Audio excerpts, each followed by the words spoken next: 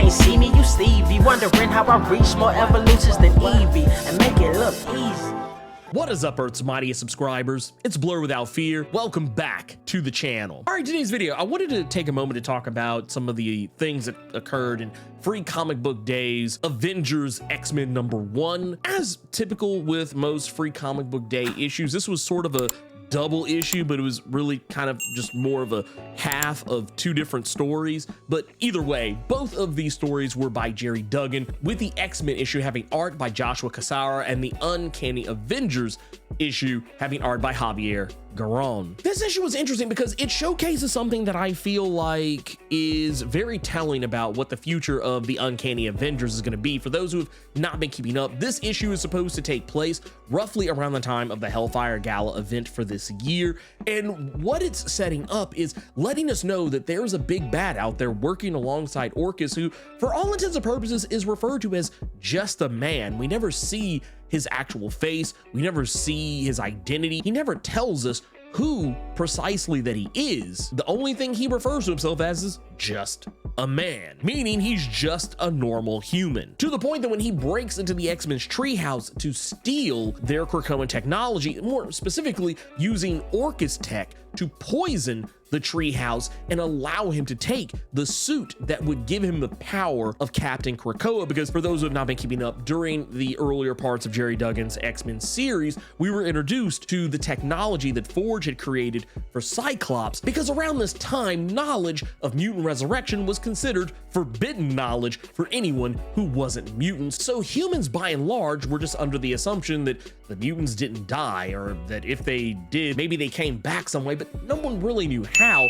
And since Cyclops was killed quite publicly in X-Men #7, they had to give him the identity of Captain Krakoa. And this guy who we see breaking into the treehouse, he's stealing the Captain Krakoa costume because he believes that you can take a nation's symbol and turn it against them. And that's exactly what he plans to do. He takes the Captain Krakoa uniform after a very brief fight with Cyclops, one in which he does manage to get the upper hand on Cyclops and ultimately kills him, flinging him from one of the tallest limbs in the treehouse and just letting gravity do the rest of the work for him. But this guy has the Captain Krakoa suit, and not only does he have the Captain Krakoa suit, he has blown up the X-Men's treehouse. He has also gone to Washington, D.C., and under the guise of Captain Krakoa, which right now at this particular point in time, people know who and what Captain Krakoa represents, thanks to Cyclops using the costume and identity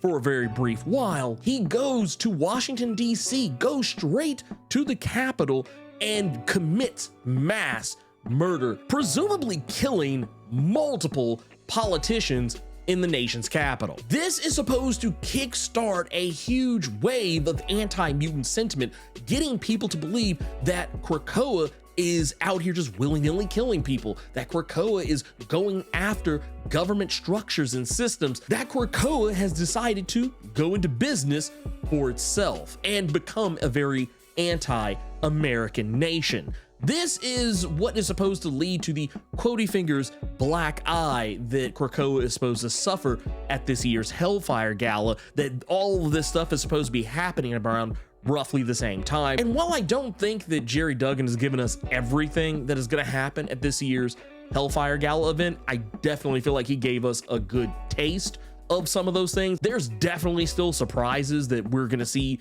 during this year's event, but yeah, this is supposed to set all of this up, and this is also what is supposed to galvanize Captain America and Rogue to reform the Uncanny Avengers, the team that will now consist of Rogue, Captain America, Penance, Psylocke, Quicksilver, and Deadpool. They're all being brought together to take down this new Captain Krakoa imposter. Now, I can't speak for characters like Penance or Psylocke or even Quicksilver for that matter. I can speak for characters like Deadpool here, because we do also see at the end of this Free Comic Book Day issue that the reason why Deadpool is getting involved in this, because for those who remember, the Uncanny Avengers were often called the Unity Squad because it was a mixture of both mutant and human characters on the same team. And if you're wondering why Deadpool's getting involved, because as many tend tend to forget he's not a mutant, he's a human mutate. Instead, he has been working with Benjamin Percy's X-Force team as of late. However, that's not the reason why he's on the squad. He's on the squad because they're going after his kid. Because his kid, Ellie, is, in fact, a mutant. This was something that was actually revealed during Jerry Duggan's run on Deadpool around issue number 34. But the Stark Sentinels that were recently unveiled in Invincible Iron Man number 5, also by Jerry Duggan, they have pulled up on Deadpool's daughter Ellie's doorstep. With everything going on right now with Orcas trying to take down Captain America and Rogue simultaneously, they both realize that this is a situation where both humans and mutants have to stick together. They can't have these divided lines and going all AVX all over again. They need to be working together against the common foe, and the common foe is Orcas. Earlier, I talked about the mysterious man who is donning the Captain Krakoa suit. I don't know exactly who this guy is, and honestly, I know a lot of people are probably gonna go with the low-hanging fruit of thinking that it's a character that we have been introduced to before. I'm gonna go on a limb and say it's probably a character we've never even met. This guy must be brand new, and the reason I say that is because Cyclops doesn't really seem to have a reaction to who the guy is. Now, granted, everything that's happening is happening in a very dark area, but I would go on a limb and say that if Cyclops knew who this guy was, he would at least act as if he did. Whoever this is somebody who is brand spanking new to the X-Men's corner of the Marvel Comics universe. But anyways, that's everything I want to talk about with Free Comic Book Days Avengers X-Men number 1. If you enjoyed this video, do the YouTube thing, like, share, comment, subscribe, and make sure to tap that notification bell so you don't miss out on any of the videos that I put out. And thank you so much for watching this video. And until next time, let me know what you thought about the Free Comic Book Day Avengers X-Men number 1 issue. Keep it plus ultra and sound off in the comments.